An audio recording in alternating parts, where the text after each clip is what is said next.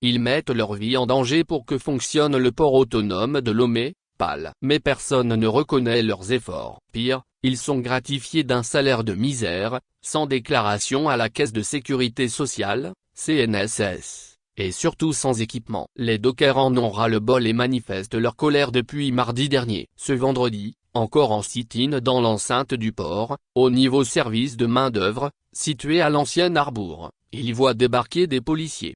Ces dockers ont alerté la rédaction de l'Alternative Info du drame qui se joue au port de Lomé, surtout lorsqu'un des leurs a été écrasé par une machine la semaine dernière. Le récit est encore disponible sur la page de Ferdinand Haïté. Aujourd'hui même le 8/06/24 aux environs de 9h, nous avons encore perdu un de nos collègues dans accident de travail au port autonome de Lomé. En réalité le collègue en question est décédé dans un navire de fer écrasé par un rouleau de fer, un autre gravement blessé, a alerté la semaine dernière un des dockers. Une dizaine de dockers ont perdu la vie en l'espace d'un an dans de pareils accidents de travail. C'est trop, crient les dockers. Ils ont arrêté le travail depuis mardi pour exiger de meilleures conditions. Ils réclament leur déclaration à la CNSS, des équipements de protection pour le travail et bien d'autres choses pour réduire les risques d'accident.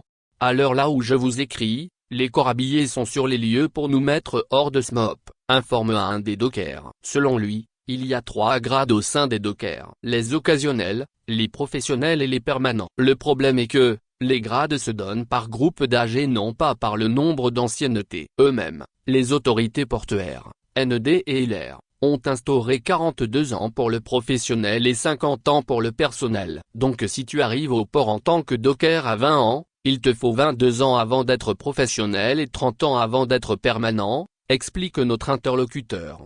Mais le souci est que pendant ces 20 ou 30 ans, le docker ne gagne que des miettes, sans assurance vie pour lui-même ou pour sa famille. Il gagne 3,200 FCFA pour le travail de jour et 5,000 FCFA pour le travail de nuit. L'occasionnel n'est jamais payé en fonction de son niveau d'études ni de sa formation. Moi j'ai commencé à travailler au port depuis 2013, mais jusqu'aujourd'hui, je suis toujours occasionnel, regrette-t-il.